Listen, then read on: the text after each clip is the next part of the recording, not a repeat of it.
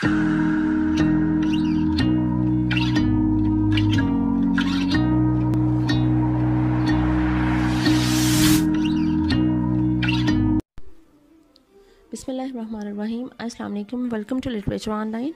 आज का हमारा टॉपिक है पुअर रिलेशंस, जो कि चार्ल्स लैम्ब का ऐसे है, एसेज ऑफ एलिया में पब्लिश हुआ था ये। इसका हम सेकंड पार्ट आज करेंगे, फर्स्ट की वीडियो पहले अपलोड कर चुकी हूँ। तो ये शुरू होता है, Richard Amlet squire in the play is a noticeable instance of the disadvantages to which this chimerical notion of affinity constituting a claim to an acquaintance में subject the spirit of a gentleman.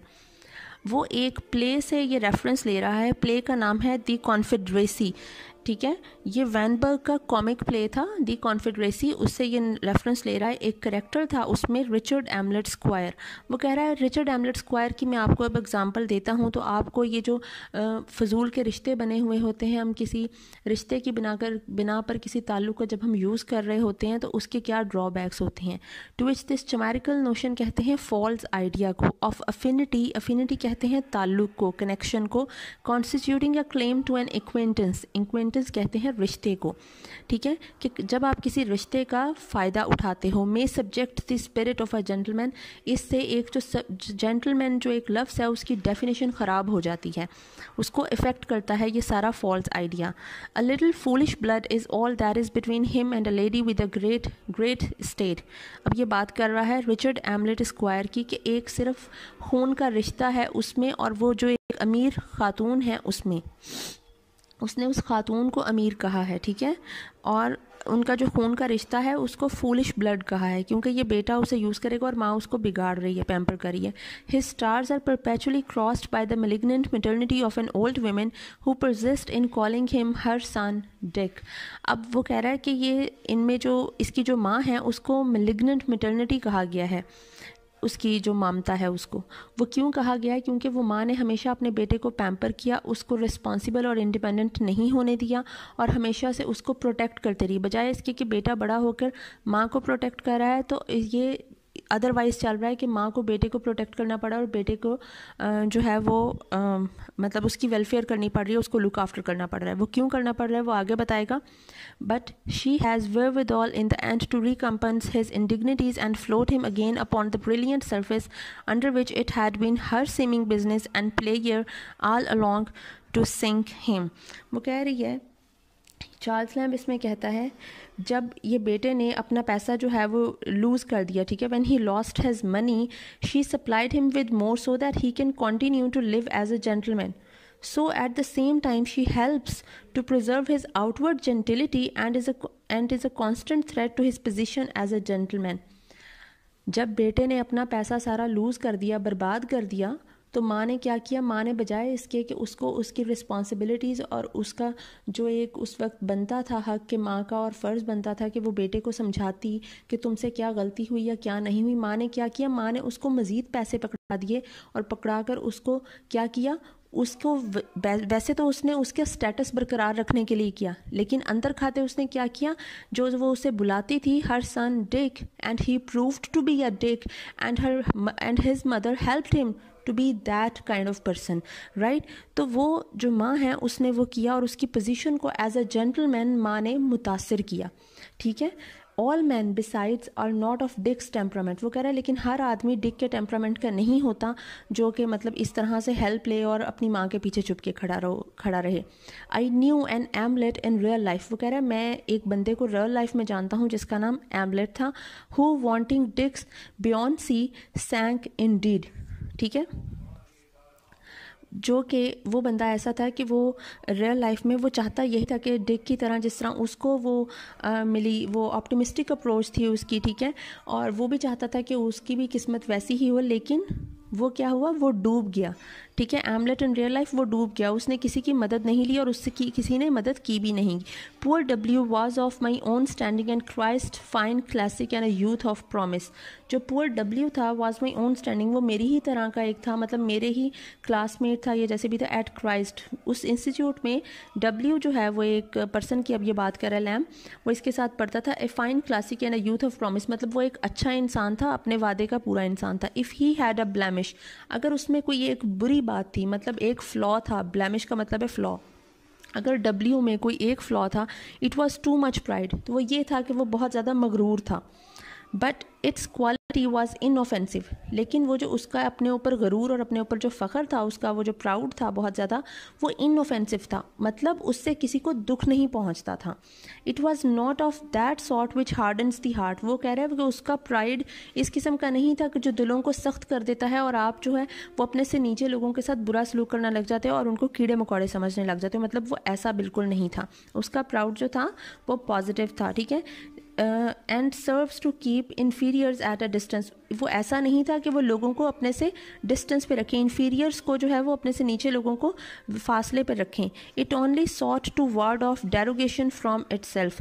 वो proud सिर्फ इसलिए था क्योंकि वो जो insults थी different kinds की, उनको अपने से दूर रखना चाहता था. मतलब वो किसी को इतना मौका नहीं देना चाहता था कि कोई उसको, उसकी पर्सनैलिटी को, उसके करेक्टर को ब्लेम करे या फिर उस पर उंगली उठाए. वो मगरूर इस किस्म का था कि वो अपनी सेल्फ रिस्पेक्ट के लिए मगरूर था, ना कि दूसरों को नुकसान पहुंचाने के लिए प्राउड था. ठीक है. It was the principle of self respect carried as far as it could go without infringing upon that respect which he would have everyone else equally maintaining for himself.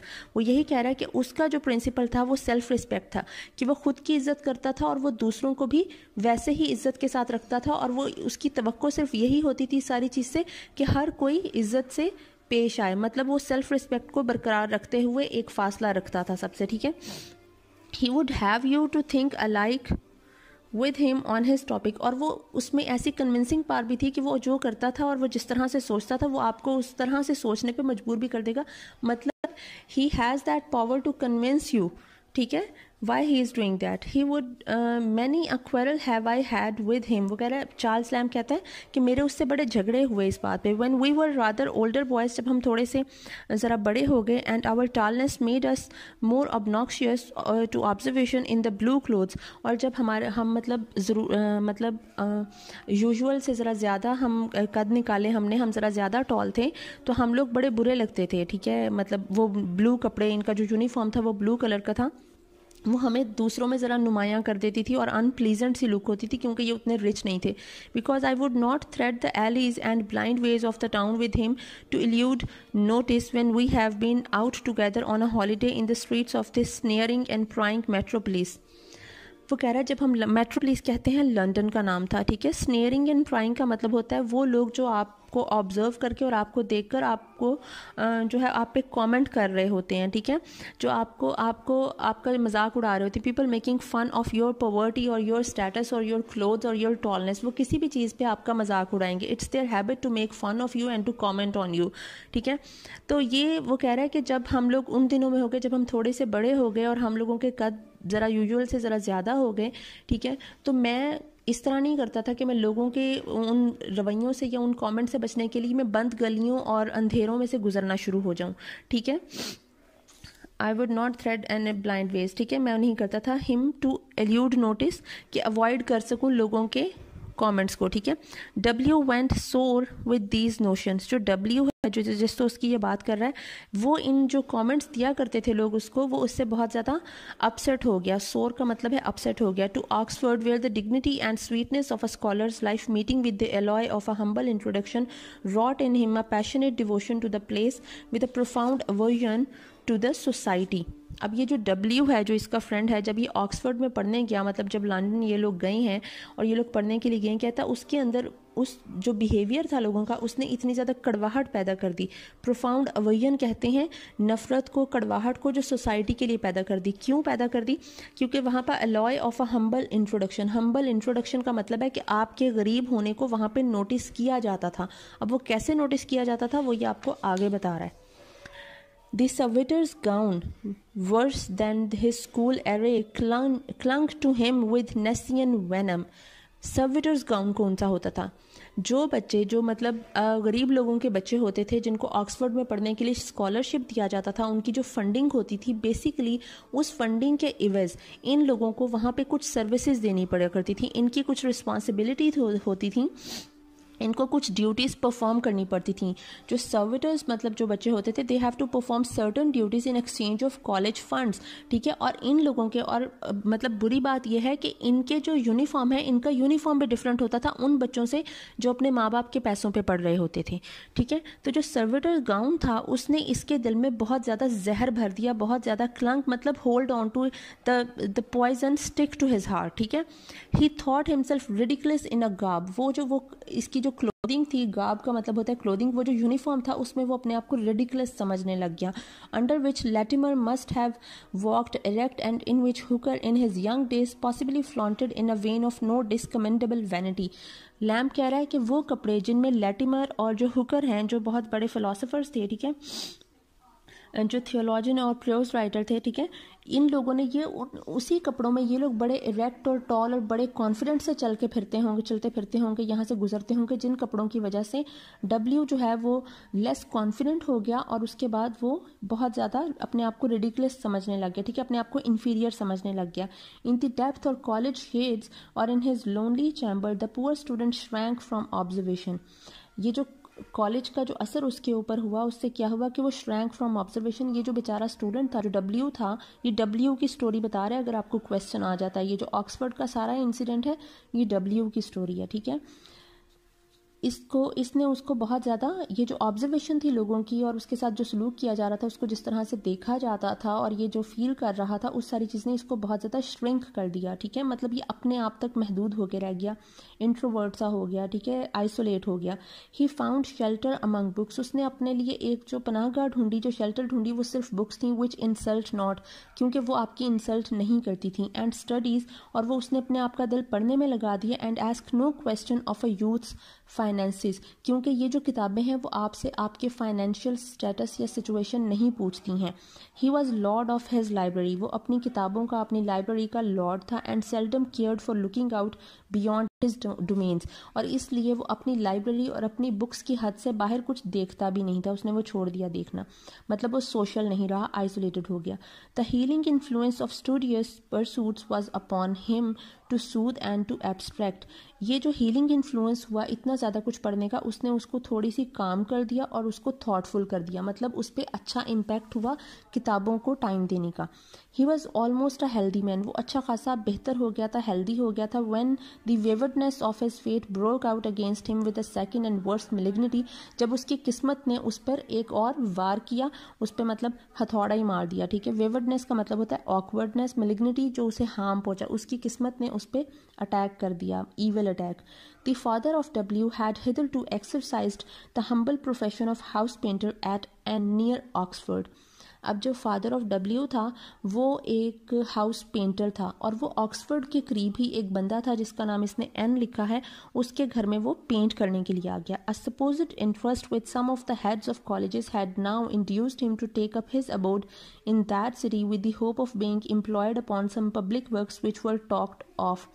अब जब उसने एन के पास काम करना शुरू किया तो उन लोगों ने उसे कहा कि तुम ऑक्सफोर्ड में ही यहीं कहीं अपनी जो है वो रेजिडेंस ढूंढ लो ताकि तुम्हें यहाँ पे काम मिलता रहे मुसलसल, जो भी काम शाम होता है हम देते रहेंगे, ठीक है। अब मतलब इसका जो बाप है वो भी ऑक्सफोर्ड में ही उसके आसपास रहने लग गया और लोगों को अब पता चलने लग जाएगा कि इसका बाप है और ये पेंटर है, क्योंकि ये अवॉइड नहीं कर सकता इस क्वेश्चन को और उसको इग्नोर भी नहीं कर सकता that he is not my father. From that moment I read in the countenance of the young man the determination which at length tore him from academical pursuits forever. वो कह रहा है उस वक्त मैंने उसके चेहरे पे वो जो रंग देखा था, डब्ल्यू के चेहरे पे, काउंटेनेंस कहते हैं फेस को, मतलब उस वक्त मैंने डब्ल्यू के चेहरे पे जो उसके जो फेस एक्सप्रेशंस देखे और वो जो मैंने उसका वो जो एक वो बिल्कुल टूट जाने वाली देखी, उससे मुझे पता चल गया था कि वो जो एकेडमिकल परसूट्स हैं उनसे बहुत ज़्यादा वो दूर चला गया, मतलब वो अपनी पढ़ाई पे कभी दोबारा ध्यान नहीं दे सकेगा, ठीक है। To a person unacquainted with our universities, the distance between the gownsmen and the townsmen, as they are called, the trading part of the latter especially, is carried to an excess that would appear harsh and incredible. वो कह रहा है कि जो person हमारी universities मतलब जो Oxford वगैरह से नहीं पढ़ा, उसको नहीं इतना वास्ता पड़ा, तो उसके बताने के लिए इतनी ईजी सी बात समझा दूँ कि ऑक्सफोर्ड में आपको कैटेगराइज कर दिया गया है, ठीक है। There is a segregation between the classes. एक ही क्लास में एक टाउन्समैन होते हैं और एक गाउन्समैन होती हैं, मतलब अमीर अलग हैं और गरीब अलग हैं। इसका क्या है कि उनके यूनिफॉर्म तक ही डिफरेंट है, उसी से पता चल जाता है कि ये बेचारा जो है वो फंड पे पढ़ रहा है और ये अपने पैसों से पढ़ रहा है, ये अमीर है। तो वो जो अमीर बच्चे हैं वो उनके दूसरों के साथ क्या सलूक करते होंगे, उनके साथ क्या करते होंगे, टीचर्स का किस तरह से बिहेवियर होगा, वो कह रहा है कि ये सारा कुछ तो आपको इसी बात से ही पता चल जाना चाहिए। और बहुत ज़्यादा हार्श किस्म की रियलिटी है ये। द टेम्परामेंट ऑफ डब्ल्यूज father was diametrically the reverse of his own. वो कह रहा है लेकिन जो टेम्परामेंट, मतलब डब्ल्यू बेचारे ने अपने आप को किताबों में इन्वॉल्व कर लिया था और उसने अपनी ज़िंदगी किताबों में ढूंढ ली और उसने अपनी इज्जत नफ्स पे बात नहीं आने दी। He was always a self respected man. वो उसने अपना जो प्राइड है उसको कभी इफेक्ट नहीं होने दिया उन रिच लैड्स से, ठीक है। लेकिन अब जो इसके बाप का बिहेवियर था that was diametrically the reverse of his own. Diametrically का मतलब है यकसर मुख्तलिफ, मतलब टोटली ऑपोजिट था, ठीक है।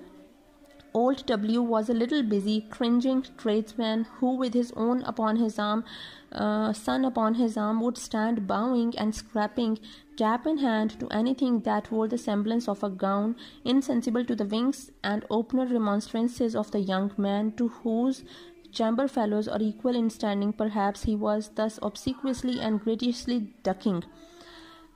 जो ओल्ड डब्ल्यू था वो हर एक के सामने, उसका बेटा उसके साथ भी खड़ा होता था, ठीक है। तो चाहे वो टीचर्स होते थे, वहाँ के ऑफिसर्स होते थे, या फिर उसके चैम्बर फेलोज या उसके साथ के क्लासमेट्स हुआ करते थे, वो सब क्या करते थे, वो सब के सामने झुक के खड़ा हो जाता था। कैप इन हिज हैंड का मतलब है कि वो जब आप किसी को रिस्पेक्ट देते हो तो आप कैप फ़ौरन उतार के थोड़ा सा बाउ करते हो। स्क्रैपिंग का मतलब भी बाउ करना ही होता है। वो फ़ौरन ही झुक जाता था। वो उन स्टूडेंट्स के सामने जो उसके क्लास फेलोज या रूममेट्स या जो भी थे, हर एक को झुक झुक के मिल जाता, बस जिसने गाउन पहना होता था उसके सामने झुक जाता था। अब जब बाप आपका हर एक के सामने इस तरह से झुक रहा हो, पैरों में गिर रहा हो और काम मांगने के लिए जो है वो आपकी जो है वो बटरिंग कर रहा हो या किसी तरह से पूछ रहा हो कि is there any job for me, और वो भी एक हाउस पेंटर की, when your son is the graduate of Oxford, ठीक है। तो वो बेटे के दिल पे क्या गुजरती होगी उसकी, वो जिस सेल्फ रिस्पेक्ट को इतने अरसे से बचाता आ रहा था, उस सेल्फ रिस्पेक्ट की धज्जियाँ उड़ती होंगी तो उस पर क्या गुजरती होगी, ठीक है। तो such a state of things could not last. वो कह रहा है ये जो सारी जो सिचुएशन थी ज़्यादा देर रह नहीं सकी। W must change the air of Oxford or be suffocated. अब डब्ल्यू के पास सिर्फ दो रास्ते थे, either to go away or to be suffocated and die here in Oxford. तो वो या तो बाहर चला जाता, यहाँ से निकल जाता, या फिर वो यहीं दम घुट के मर जाता। He chose the former. उसने क्या चूज किया? ही चोज द फॉर्मर, पहले वाला, कि वो ऑक्सफोर्ड छोड़ के चला जाए। And let the sturdy moralist who strains the point of the filial duties as high as they can bear censure the dereliction। ठीक है, सेंश्योर का मतलब होता है मुजम्मत करना, एंड डेरिलेक्शन मीन्स कि आप अपनी रिस्पॉन्सिबिलिटी से पीछे हट जाओ, ठीक है। तो उसने चूज़ किया यहाँ से पीछे हट जाए, क्योंकि जो मॉरलिस्ट है, मॉरलिस्ट तो आपको कहेगा कि आपकी ड्यूटीज़ आपके बाप की तरफ ज़्यादा ज़रूरी हैं, लेकिन जब आप हकीकत देखोगे कि उस बच्चे पे गुजर क्या रही है उसके बाप की वजह से, तो फिर वो चीज़ें ज़्यादा इफ़ेक्ट करती हैं। तो वो कह रहा है कि उसने उस मॉरलिस्ट को, जो तर्क फ़र्ज़ करने वाले, मतलब आपका जो फ़र्ज़ को आप तर्क कर देते हो, उस पर छोड़ दिया कि बस ठीक है।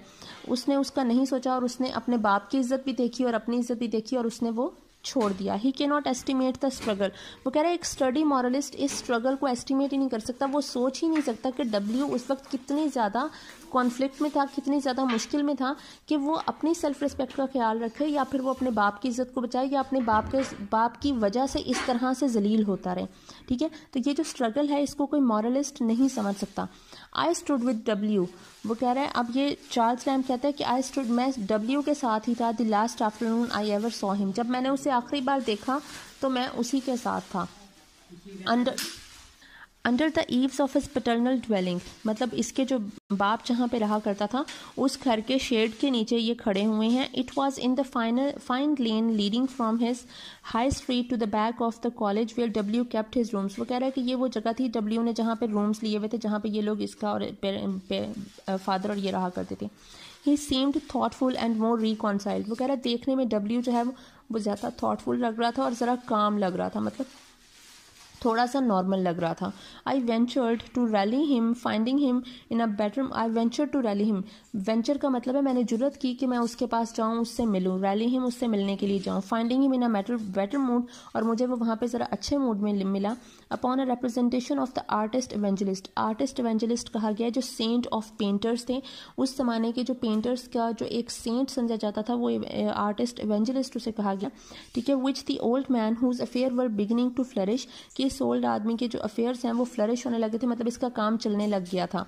Had cause to be set up in a splendid sort of frame over his really handsome shop. उसने शॉप बहुत अच्छी सी बना ली थी. मतलब मैंने डब्ल्यू से बात की कि हम वहाँ पे पेंटिंग वगैरह देखने जाते हैं जिसका काम बहुत अच्छा चल रहा है और वो बड़ा फेमस हो रहा है आजकल. ठीक है. Either as a token of prosperity or badge of gratitude to his saint. मतलब ये जो सेंट ऑफ पेंटर्स है उसके लिए शायद उसका काम चल रहा है. किसी एक पेंटर की वजह से उसकी शॉप और उसका काम बड़ा अच्छा चलने लग गया, तो चलो हम देखने चलते हैं. जिस तरह कोई एग्जीबिशन वगैरह होती है तो हम कहते हैं चलो देखने चलते हैं. W looked up at the Luke and like Satan knew his mounted sign and fled.